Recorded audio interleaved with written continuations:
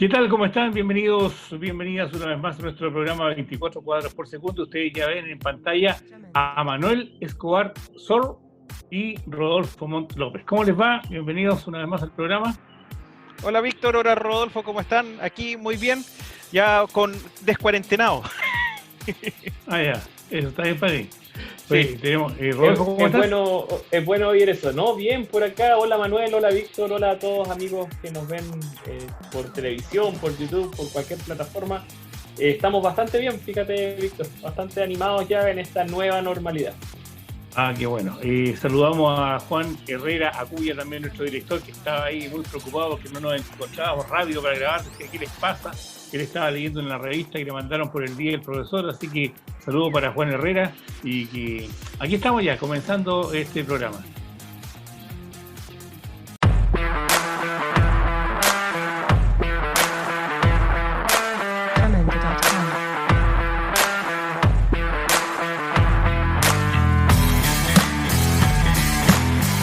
Bien, como lo habíamos comentado con Manuel Escobar la semana pasada, o antepasada, no recuerdo, íbamos a hacer 3 o 4 capítulos dedicados al cine de terror, principalmente. Bueno, y hoy día queremos partir con el primero de estos capítulos, con el terror clásico, Manuel, ese que hablábamos fuera de pantalla el otro día, después que terminamos el programa, ese terror que cuando estábamos niños, o digamos chicos, como se dice popularmente, aterraba, ¿cierto? Pero es un terror que a mí por lo menos me da gusto verlo porque cómo se logró hacer eso en esos años. Así es. Así es bastante genial que estamos hablando de los años de 1930, de por ahí estamos partiendo con las películas de terror, ya que fueron como más bulladas, y en ese tiempo los efectos especiales no son lo que eran ahora, obviamente. No había digitalización, no había nada, había que craneárselas para poder hacer un efecto especial o jugar con lo que tenías.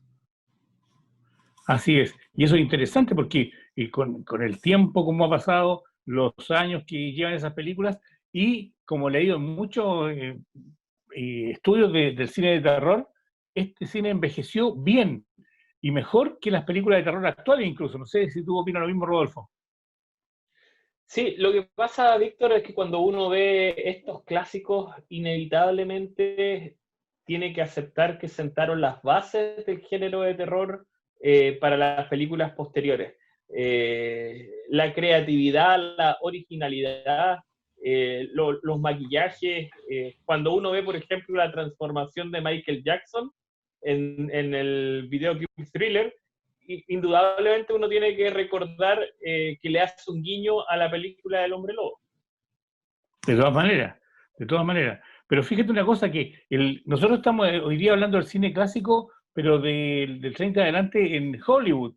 Pero hay un Correcto. cine de terror que partió antes, que no lo vamos a hablar hoy día, a lo mejor el próximo capítulo, que viene con el expresionismo alemán. Imagínate que Nosferatu de Murnau no tenía ninguna manera de hacer efectos especiales, y Murnau logra asustar a la audiencia con una sombra, con el juego de luces. Pero bueno, no nos vamos a eso todavía, y partamos con Drácula, que creo que es uno de los personajes más icónicos del cine de terror clásico, valga la redundancia, de Hollywood, con esta película que se estrenó el año 1931, que fue dirigida por Todd Browning y que tenía como protagonista principal a Bela Lugosi, quien finalmente incluso murió creyéndose Drácula. Bueno, dentro de la mitología que hay, claro, a él sí lo entierran, ¿ya? Con el traje de Drácula, ya, más que nada no porque él lo pidiera, sino que porque la familia, el hijo dijo, ¿sabéis que a mi padre le gustaría que lo enterraran así? Recordemos que Bela Lugosi termina bastante mal, termina con una adicción debido a una herida de guerra que él tuvo, ya una adicción a la morfina, ya, así que termina sus días. Bueno, Ed Wood lo alcanzó a rescatar un poco en esas películas clase B que tenía, pero él termina bastante mal, Bela Lugosi. Pero aquí, en este Drácula de 1931 que estamos viendo, oye, igual ahí, es la postura que él tiene, la apariencia que él tiene en la pantalla, yo creo que le da la característica al personaje.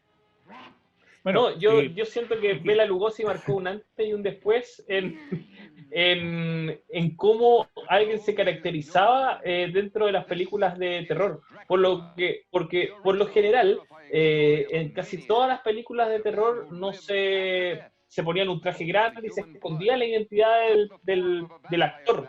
En este caso, Bela Lugosi fue uno de los primeros actores reconocidos por actuar en una película de terror, y eso lo llevó a la fama. Sí, pero hay que aclarar dos cosas. Primero, Bela Lugosi llegó casi de rebote al personaje, porque el que estaba destinado a ser Drácula era Lon Chaney, y falleció antes de que la película comenzara a rodarse. Y Bela Lugosi fue llamado porque él había hecho la obra teatral basada en el libro de Bram Stoker por una larga temporada teatral. Y por eso dijeron, él ya sabe parte de los diálogos, conoce, ha estado en la piel del vampiro, por lo tanto lo llamaron a él para interpretar al conde Drácula en esta película. Él la había hecho del año 27 al 30, había sido Drácula en Estados Unidos, así que por eso lo llaman para que él interprete a este conde.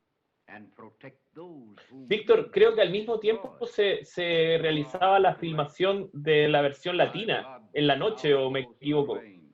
No, sí, eso tiene razón. Y hay varias cosas que se cuentan. Bueno, primero que todo, hay que salirse un poquito del tema del terror, porque con todas las películas pasaba casi lo mismo. Se hacía una versión o americana y una versión alemana, una versión americana y una versión latina. Entonces, generalmente en el mismo estudio, con distintos actores, utilizando la misma escenografía, utilizando los mismos vestuarios, se hacían las dos versiones paralelas. Ahora, pasa con Drácula que se hizo la versión latina con actores españoles y latinoamericanos. Y cuando se estaba realizando, el tono y el toque que le daban los actores hispanos al conde Drácula era mucho más impactante que lo que le daban los norteamericanos, salvo Bela Lugosi.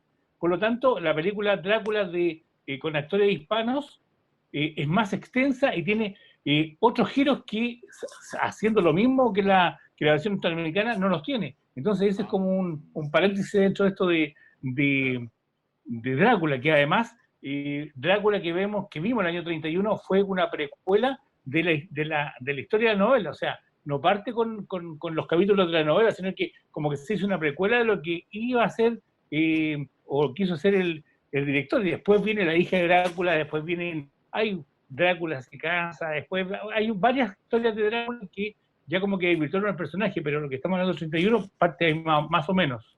Así es. Bueno, yo solamente quiero destacar a un personaje que aparece ahí, ya en este de Drácula, porque lo vamos a seguir viendo en la siguiente que vamos a presentar, que es, el actor se llama Edward Van Sloan, ya, que aquí trabaja como Van Helsing, ¿ya? Y en las que vamos a ver posteriormente siempre trabaja como el profesor, como el sabio de esta trama. Lo vamos a ver que aparece. Continuemos con la siguiente, porque la siguiente me parece que es La Momia. Sí, La Momia. Pero ¿sabes por qué pasa eso, Manuel? Porque antiguamente los estudios contrataban a los actores, y eso lo hemos comentado muchas veces en el programa. Los estudios contrataban por tiempo y le exigían una cantidad de producciones anuales. Entonces era como en empresa. Si no estás barriendo, si estás para barrer, limpia los vidrios. Entonces era el mismo tipo que hacía varias cosas.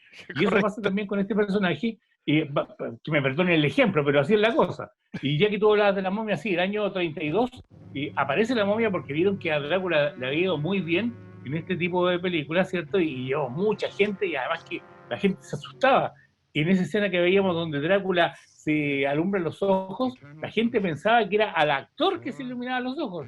Claro, y un efecto de iluminación. Pero La Momia, que creo que a mí me gusta mucho, y principalmente por el actor, porque Boris Karloff es un gran... se metió en la piel de la momia. Y todas las momias que hemos visto después con Brendan Fraser no le llegan ni a los talones. O sea, ubiquémonos en el espacio-tiempo, y esa momia de ahora último de estos años, ¿cierto? Del siglo XXI, digamos, no tiene que ver con la momia del año 32, y Boris Karloff era la momia. O sea, yo no me imagino a otro personaje ahora que no sea Boris Karloff haciendo a ese monstruo.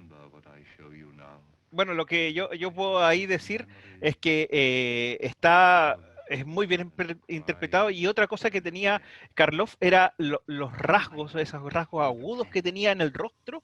Yo creo que también ese rostro alargado que tenía le daba con mucha expresión y uno lo veía y uno sabía que era la momia. en este Sí. caso. No sé, Rodolfo, ¿tú qué decís? Sí, no, con respecto a las películas que estamos hablando, La Momia es para mí una de las más interesantes porque principalmente es una película que no todo el mundo ha visto o no todo el mundo sabe de su existencia. Generalmente nos quedamos con El Hombre Lobo, con Drácula esta película que es una película a mi juicio con un gran manejo en cuanto a la luz, un muy buen guión. eh, la actuación también es destacable. Es una de mis películas favoritas de terror antiguas. Esta y la del Hombre Lobo. A mí me fascina la del Hombre Lobo por su factura y por cómo además generan la expectación en el espectador. Hay que recordar que La Pero Momia es de 1931 también. sí, yo tengo como 32, bueno, por ahí no. Ah, Sí, año podemos 31, sí. Sí, 30, tienes razón, 31. Yo me equivoqué al decir 32. Oye, pero yo quiero invitarlos a que vean la versión que tengo de La Momia, porque tengo una versión eh, que es yo creo que es de las primeras, pero en color amarillo. O sea, toda la película se ve amarillo. Seguramente hubo un proceso que por ahí falló al hacer el traspaso, que es un amarillo, pero es espectacular porque una película que no se ve habitualmente. Y todo amarillo, o sea, correcto. creo que le da más emotividad a la momia cuando está saliendo el sarcófago, por ejemplo. ¿Ya? Recordemos que La Momia del año 31 fue dirigida por Karl Freund y obviamente ya contábamos, era Boris Karloff quien era la momia, interpreta la momia, y Cilla Johan, quien también está en esta película. Pero hablando de monstruos, no, Manuel, La Momia del año 32, definitivamente, me acordé, se me vino el chispazo, 32 definitivamente, y Frankenstein del año 31. Ah, tienes razón. Frankenstein, sí, no que me Sí, equivoqué, tienes o sea, de razón. menos chispazos, sí, es 31 y 32 Tienes es toda la razón, Frankenstein, Víctor. que también una película del 31 que se hizo casi paralela con Drácula un poco después, que la produjo la Universal y fue dirigida por James Whale. Entonces, aquí en este Frankenstein, creo que las audiencias, no sé si tú, Rodolfo, estás de acuerdo conmigo, en esta película sí que se asustaron de un modo distinto, porque ya el hecho de estar más cerca de la muerte, que había un médico que iba cortando la pierna, se iba relatando en la película eso, ya como que la gente salía con los pelos de punta. Sí, con Frankenstein, bueno, basado en la novela, pasa algo también sumamente interesante. Frankenstein, la novela en sí no fue pensada como principalmente una novela de terror, sino que tenía una sublectura y una crítica social bastante profunda. Sin embargo, el director de la película no se metió muy adentro en lo que es la crítica social, la persecución al que es diferente, al que no hace nada malo. Pero en realidad la película Frankenstein es una excelente película y está obviamente plasmada en la memoria de todos la icónica frase del doctor cuando dice "It's alive, it's alive". Bueno, Bien, Rodolfo. sí, Ese ha sí. sido mi aporte. Bueno, yo con respecto a Frankenstein, yo quiero decir que es como el Frankenstein que vemos ahora, que está haciendo también Karloff, ¿ya? Es el Frankenstein icónico que todos nosotros vemos desde la fiesta de Halloween hasta el que ha sido copiado en innumerables películas o series, etcétera, etcétera. Por ejemplo, tenemos al personaje en Monster, sabemos que ese, aunque no se llama Frankenstein, sabemos que es el monstruo de Frankenstein, porque bueno, recordemos que Frankenstein es el nombre del doctor que crea este monstruo, porque es el monstruo de Frankenstein o un Prometeo moderno, me parece que se llama el libro, una cosa así, de Mary Shelley, Sí, pero digamos, es como el icónico, este que tiene como la cabeza plana, ya estos dos tornillos grandes a los lados, es como el icono del Frankenstein que nosotros conocemos, el que hace aquí Carlos. y bueno, ahí hay otro monstruo y bueno, hay más monstruos clásicos, como le llaman la película de terror clásica, que hablar. Pero creo que para mi gusto, no sé si para ustedes son los más importantes, esto me quedaría uno, que El Hombre Lobo, una película del año 1941 que fue protagonizada por Claude Rains y Lon Chaney. Ahora, Claude Rains es muy importante en esta película porque ustedes recordarán que Claude Rains es el jefe de policía en Casablanca.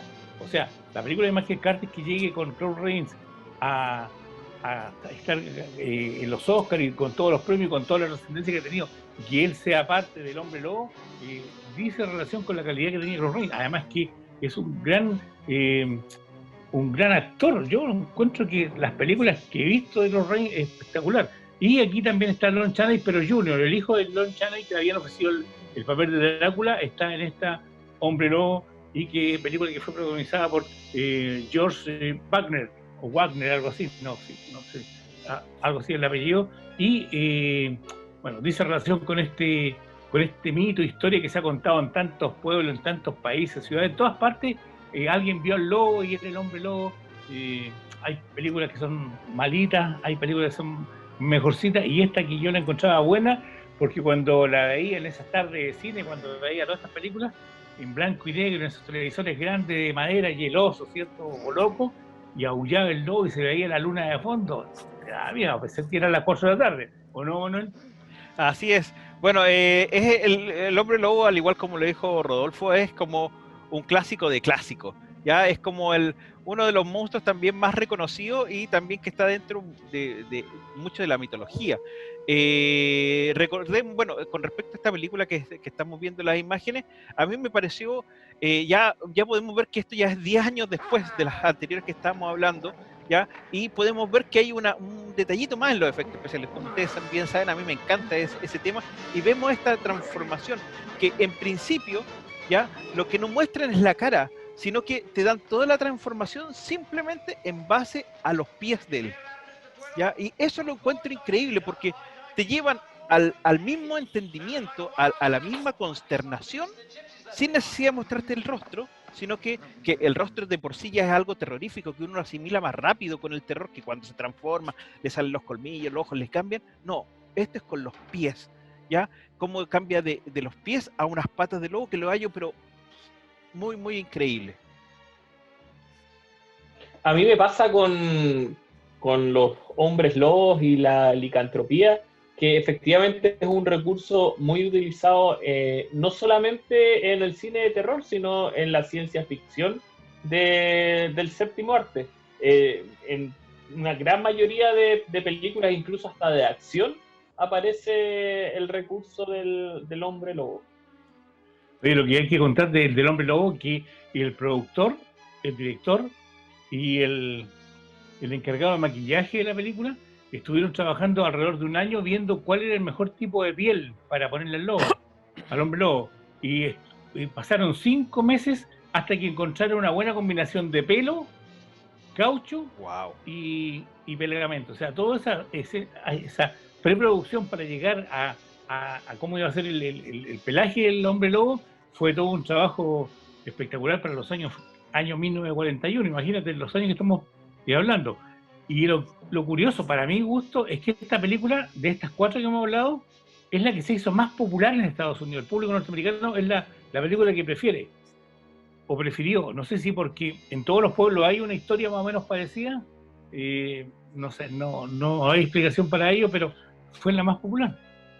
Es que el werewolf yo creo que trasciende más, por ejemplo, que Drácula y Frankenstein, porque Drácula y Frankenstein ocurren fuera, digamos, en Estados Unidos, son de fuera. Uno Sí. ocurre, digamos, aunque llega después, los personajes llegan a ciertas ciudades y cosas así, pero normalmente estos personajes están como fuera de uno. En cambio, este hombre lobo está con una actividad cotidiana, es un personaje cotidiano que le pasa algo terrible, y eso es lo que yo encuentro que a uno lo encarna un poco más, le da un poco más de sentimiento y se asocia más también con el personaje. Además que de los cuatro, Víctor es el único que puede estar entre nosotros. Es el único que puede convivir con nosotros, que puede ser nuestro vecino, puede ser nuestro Correcto. amigo, y eso también es interesante, la psicopatía que puede generar el miedo al no saber quién es el hombre lobo. ¿Serás tú, Víctor? Sí, depende. No, ya me jubilé como Hombre Lobo. Oye, pero eso depende del cristal con que se mire y cómo se analice la película. Pero como aquí estamos viendo los monstruos de cine, bueno, aquí también hay unas versiones nuevas que no son muy buenas. ¿Le gustó a usted la que hacía Benicio del Toro? No, No, a mí no no. mucho. No, yo no me convenció Yo me mucho. quedo, de las modernitas, yo me quedo con la del lobo adolescente suelto en América, Ah, ya. es de los O Aventura de un 80. lobo quinceañero. Aventura de un lobo La, quinceañero la con de Michael J. Michael J. Fox. Fox. Bueno, Sí, la que es muy bueno. buena, la que yo encontré muy buena en el tema de transformación es Aullidos. Ya cuando es la clásica escena de terror que se ve que a él se le expande totalmente la boca y desde dentro de la boca empieza a salir el hocico del lobo, ya que es una escena muy bien lograda para un cine de terror.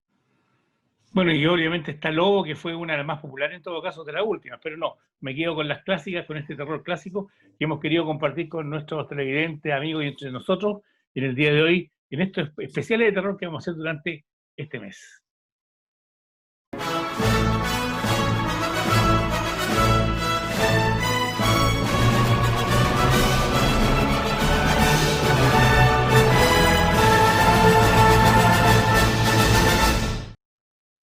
Bien, llegamos al momento del cortometraje. Como estábamos hablando de cine de terror, tenemos preparado un cortometraje de terror y esperamos que la próxima semana hagamos lo mismo durante estos días previos al, a este Halloween confinado para muchos.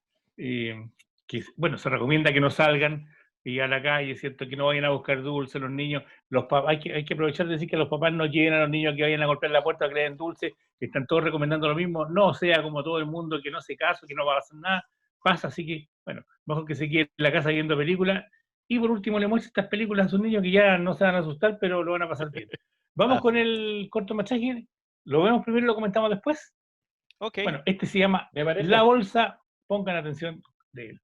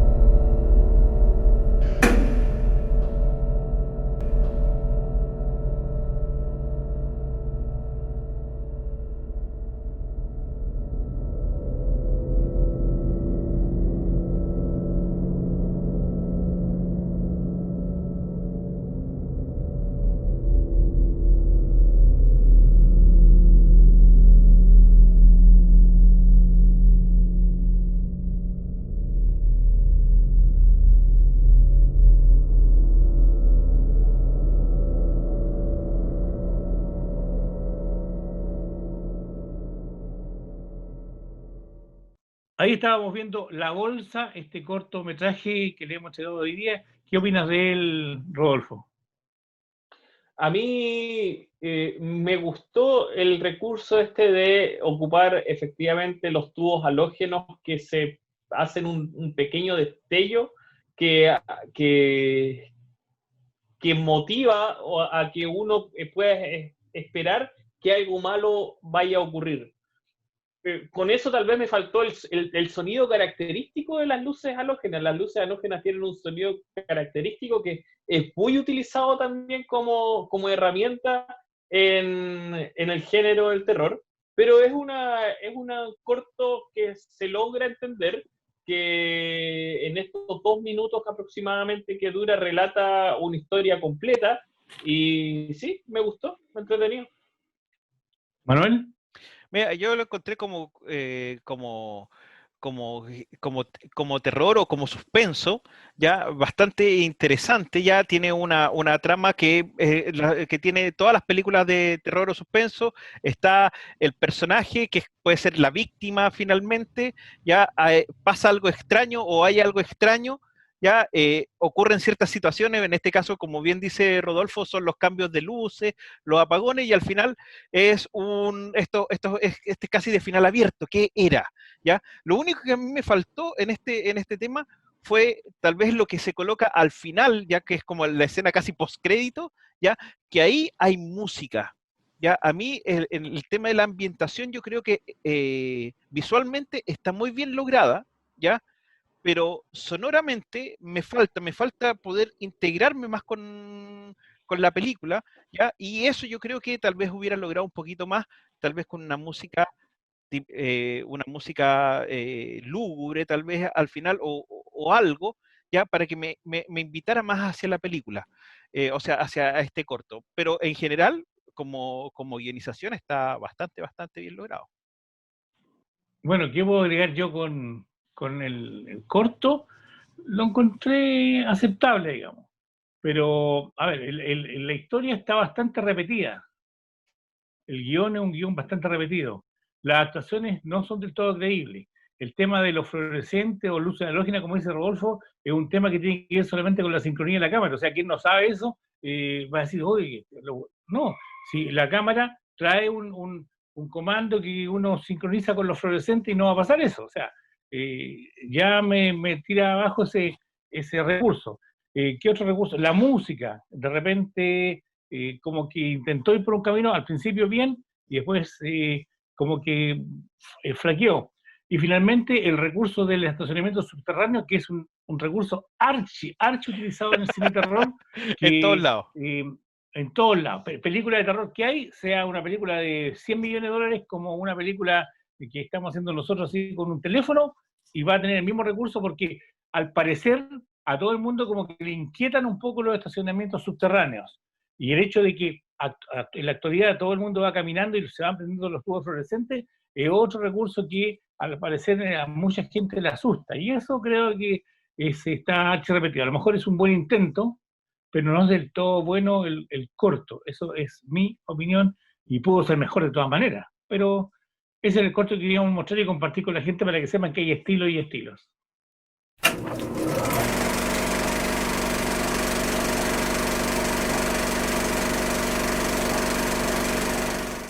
Bien, y ya nos queda bien poco, parece que nos entusiasmamos mucho con el primer bloque, sí. Manuel y Rodolfo, así que vamos a saltarnos algunas cosas, pero las dejaremos para la próxima semana, porque no podemos dejar de mencionar una pérdida grande para la industria televisiva, más que para el cine, aunque también participó en el cine, como fue el fallecimiento de Conchata Ferrell.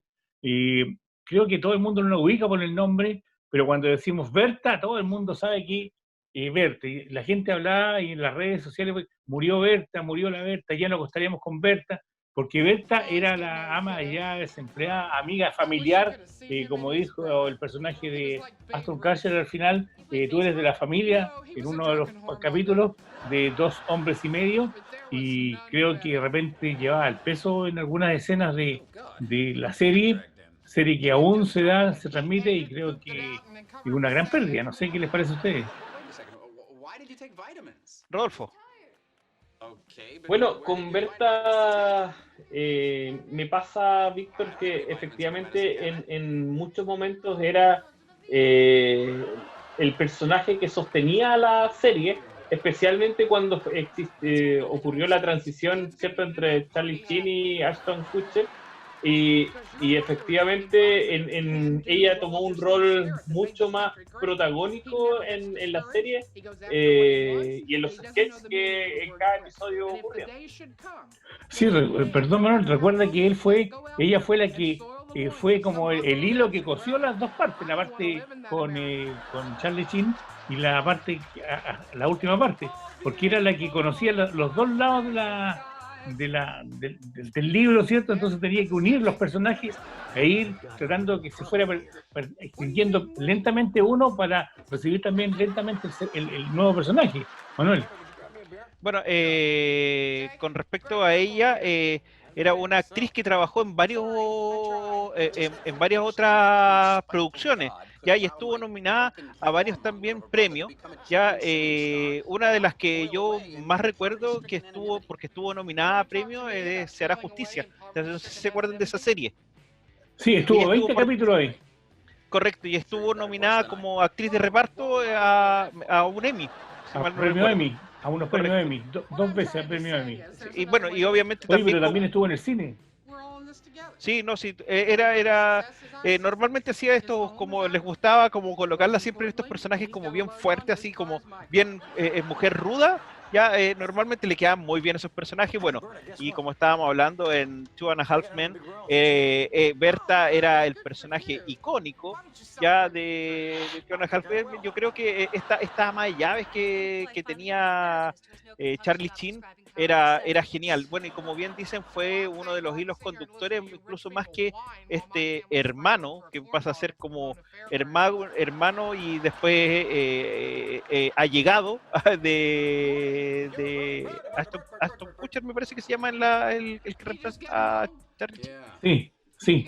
Bueno, cuando llega el personaje de Ashton Kutcher, llega a ser Walden. Sí. Walden, el personaje Walden. Sí, pasa a ser un allegado. Lástima ver un personaje que para el tema, dentro del tema humorístico, a mí yo la gocé mucho viendo Two and a Half Men, ya, y mucha pena por su pérdida. Sí, hay que contar que era socióloga y especialista en educación, y luego de terminar su carrera de sociología y estudiar educación, se pasa al teatro y estudia en la compañía de teatro de Nueva York, algo así, y allí comienza a hacer pequeños papeles. Ahora, lo interesante del personaje de Berta es el sarcasmo que utilizaba en cada capítulo. Podía aparecer 2 veces en cada capítulo, ¿cierto? Pero decía 2 cosas y tú recordás el capítulo entero.